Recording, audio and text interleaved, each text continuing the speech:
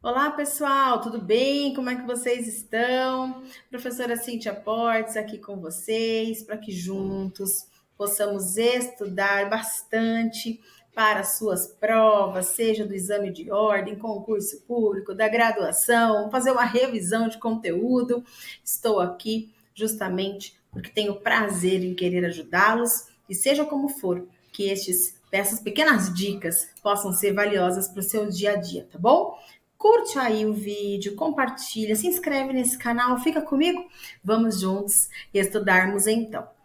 Hoje eu pensei em fazer com vocês o seguinte: resolver algumas questões anteriores do exame de ordem, porque uma das maneiras mais eficazes de estudo é a resolução de questões, a realização de simulados, para que você treine o seu conhecimento, para que você se conheça, para que você avalie onde precisa pontuar mais e pode aí aprofundar os seus estudos, tá bom? Cada vez que nós respondemos também uma questão de exames anteriores, nós revivemos um pouquinho de cada tema da questão. Então vamos lá, é isso que a gente vai fazer hoje aqui com algumas questões para que você possa rever alguns temas dos estudos e ver como é que o examinador te questiona, como é que ele traz a questão para uma prova, aí o exame de ordem principalmente, tá? Vamos lá então comigo? Olha só, eu vou compartilhar com vocês as questões todas aqui na tela, né? Para que a gente possa juntos aqui fazer essa resolução. Então vamos lá, olha, vamos começar aqui com esta questão sobre competência, olha lá, tema, né? Vamos falar aqui de competência. E o examinador te coloca o seguinte, ó: João Paulo faleceu em Atibaia, São Paulo, vítima de um ataque cardíaco fulminante. Gente, ele sempre coloca assim umas coisas bem trágicas, né? Nas questões já repararam, né? Às vezes acontece, né? Empresário de sucesso, domiciliado na cidade de São Paulo. Então, ele faleceu em Atibaia. E aqui tá grifadinho de vermelho, gente. Quando estiver fazendo a questão, começa a grifar essas coisas, sabe? Ó, faleceu em Atibaia. Ataque cardíaco, sei lá, gente, pode ter falecido de qualquer coisa, né? Mas o importante é que ele faleceu em Atibaia e era domiciliado na cidade de São Paulo. João Paulo possuía inúmeros bens, dentre os quais se incluem uma casa de praia em Búzios, uma fazenda em Rio Verde e alguns veículos de luxo atualmente estacionados numa garagem em Salvador. Neste cenário, assinale a opção que indica o foro competente para um inventário e a partilha dos bens deixado por João Paulo. Olhem, a verdade, a gente vai ter que relembrar um pouquinho aqui das questões de competência. E aí as alternativas vão dizer que é o seguinte: o foro de Búzios, no Rio de Janeiro, que é onde ele tem a casa de praia, o de Lucas do Rio Verde, concorrentemente. Aí o item B nos diz o foro de São Paulo, que era o foro de domicílio do autor da herança, o foro de Salvador, da Bahia, ou a última opção, Salvador, é onde estão estacionados alguns carros de luxo lá do João Paulo, né? Ou o foro de Atibaia. O foro de Atibaia é onde ele faleceu. E aqui, pessoal, o que nós vamos lembrar? Que para o Código de Processo Civil é possível que haja, né, como foro competente para o inventário, aquele de domicílio do autor da herança. Vamos lá acompanhar? Vejam só, olha lá, letra B, o foro de São Paulo. O foro de domicílio do autor da herança no Brasil é o competente para o inventário, partilha, arrecadação, etc. Tá? Ainda que o óbito tenha ocorrido no estrangeiro. Então vejam bem, voltando à questão. Ele faleceu em Atibaia, era domiciliado em São Paulo e tinha bens em outros lugares. Então, nessa questão especificamente, a gente vai de letra B, porque ela descreve efetivamente o disposto no artigo 48 do Código de Processo Civil. Via de regra, o foro de domicílio do autor da herança no Brasil é o competente para o inventário. E já responderia essa sua questão meramente com o dispositivo de lei, tá? Aproveitando, já que eu estou falando disso, gente, estudar o vadimeco, né, ter ao seu lado o vadimeco, vai estar tudo lá, né? Muitas questões são letra da lei mesmo, tá? Então, atente-se para a leitura da lei. É muito importante, a fonte primária aí dos seus estudos, principalmente para o exame da ordem, tá bom? Olha o parágrafo único. Se o autor da herança não possuía domicílio certo, aí nós temos como competentes o foro da situação dos bens imóveis, havendo bens imóveis e foros diferentes, o tal do João Paulo tinha, né? Em foros diferentes, qualquer destes, e não havendo bens imóveis, o foro do local de qualquer dos bens do espólio, né? Então percebam que às vezes aqui fica aquela coisa, mas é pegadinha? Não é pegadinha. Eles usaram a regra, o foro de domicílio do autor da herança no Brasil é o competente para o inventário, partilha, arrecadação, etc.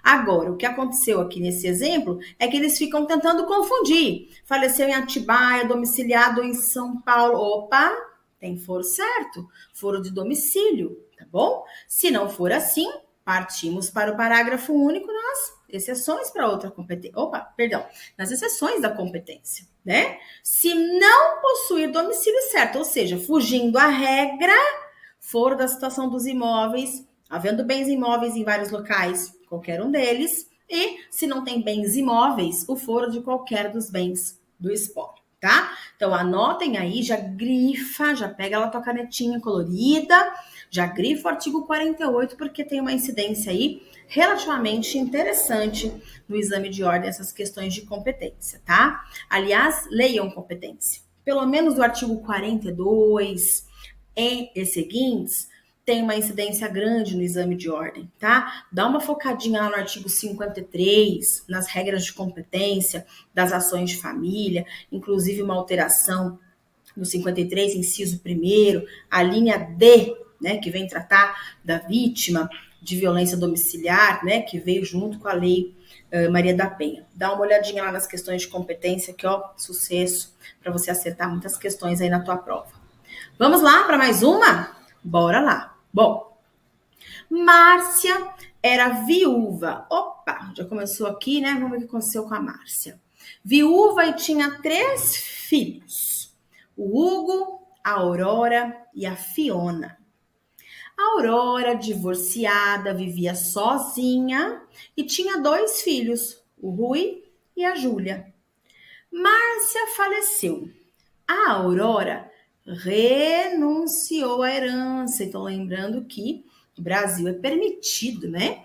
A renúncia à herança, lembrando apenas que renúncia à herança deve se dar por escritura pública ou por termo nos autos, tá? De acordo com o Código Civil. Então, a Márcia faleceu e a Aurora deixou aí uma renúncia à herança da mãe. Não quero, renunciou. Sobre a divisão da herança de Márcia, assinale a alternativa correta. Letra A. Diante da renúncia de Aurora, a herança da Márcia deve ser dividida entre Hugo e Fiona, cabendo a cada um metade da herança. Letra B. Diante da renúncia de Aurora, a herança de Márcia deve ser dividida entre Hugo, Fiona, Rui e Júlia. Opa, Rui e Júlia são os filhos de Aurora, né? Em partes iguais, cabendo a cada um quarto da herança. Diante da renúncia de Aurora, a herança de Márcia deve ser dividida entre Hugo, Fiona, Rui e Júlia, cabendo a Hugo e Fiona 1/3 e a Rui e Júlia 1/6 da herança para cada um. E a letra D. A Aurora não pode renunciar à herança de sua mãe, uma vez que tal faculdade não é admitida quando se tem descendentes de 1º grau. Nossa, né? Se a gente estiver despreparado, parece até que é verdade, né, gente?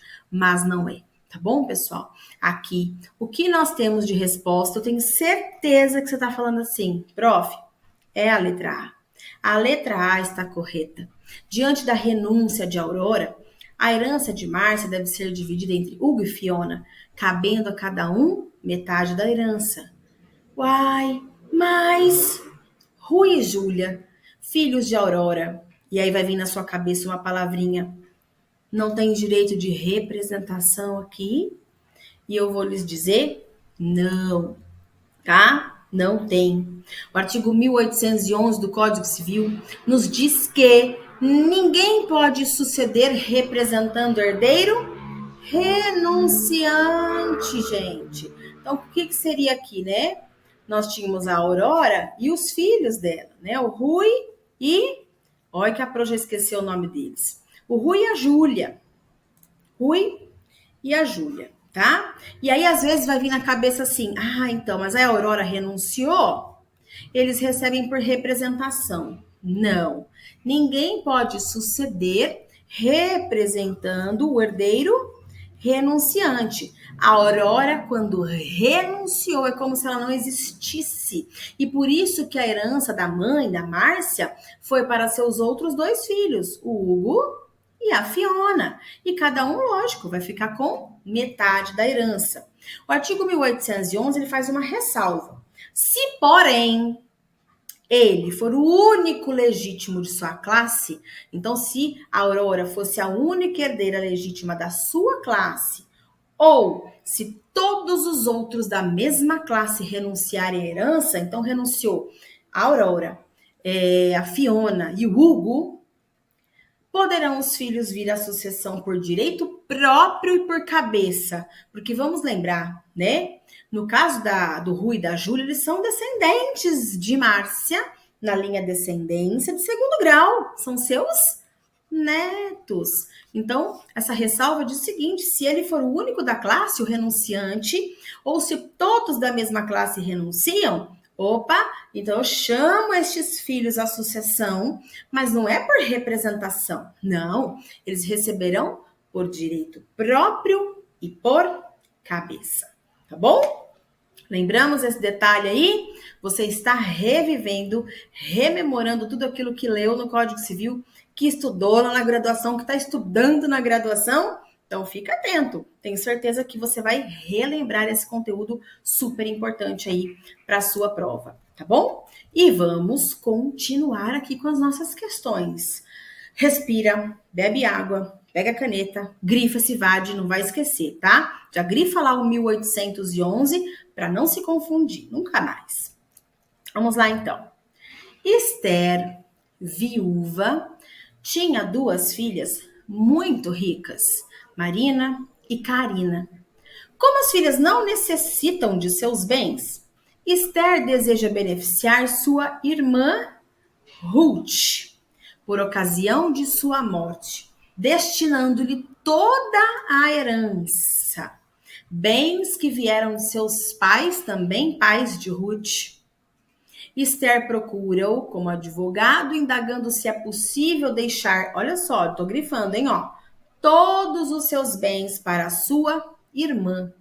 Deseja fazê-lo por meio de testamento público, devidamente lavrado em cartório de notas, porque suas filhas estão de acordo com o seu desejo. Assinale a opção que indica a orientação correta a ser transmitida a Esther, você é o advogado, né? Porque ela está pensando, minhas filhas são tão ricas, elas concordam com o meu desejo, eu quero pegar tudo que eu tenho, todos os meus bens, e vou passar para minha irmã, para a Ruth, por testamento público. Pessoal, isso é possível? É ou não? Não, né? Por que a gente vai dizer que não é possível? Vamos lá olhar as alternativas que o nosso examinador trouxe? Letra A. Em virtude de ter descendentes, Esther não pode dispor de seus bens por testamento? Não, isso é falso. Ela pode sim. A existência de descendentes não impede a lavratura de um testamento. Esther só pode dispor de 1/3 do seu patrimônio em favor da Ruth, cabendo o restante de sua herança às filhas Marina e Karina e dividindo igualmente o patrimônio. Será que é 1/3, gente? Abre a gaveta aí do conhecimento, que tá aí, eu tenho certeza.